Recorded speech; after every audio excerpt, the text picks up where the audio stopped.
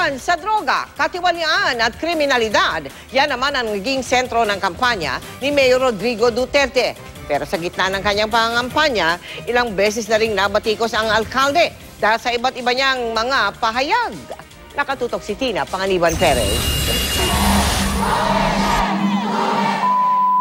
Itong mga unggoy na to, upits-impits kayo dyan. Pilipinas, wala pa. Kumbaga sa baril, ang mala-Armalite na bibig ni PDP Laban Presidential Bet Mayor Rodrigo Duterte ang tumatak sa kanyang kampanya. Bakit ako tumakbo? Galit ako sa gobyerno. Ang sentro ng kanyang plataforma, paglaban sa katiwalian at kriminalidad. I would get rid of criminality, drugs, and corruption. Just give me 3 to 6 months. Pambansang berdogo ako sa mga kriminal. Pero mabilis nagiit ng alkalde. There never was a time na nagpatay ako ng inosenteng tao.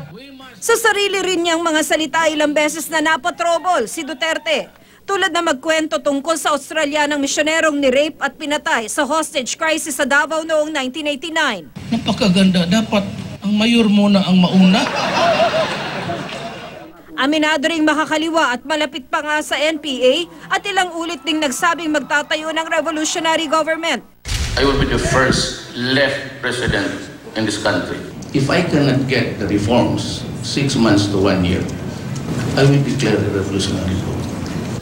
Nitong nakaraang linggo lang, inilabas ni Senador Antonio Trillanes IV ang aligasyong may mga itinatagong bank account si Duterte. Nilalaro niya ako. Nilalaro niya, hindi ako uto-uto. Aminado bang magaspang ang kanyang pananalita? Ang pangako raw ni Duterte? I will give you a clean government. Sino sa kanila ang pipiliin ng sambayan ng Pilipino sa 9 ng Mayo? Tina Panganiban Perez, nakatutok, 24 oras.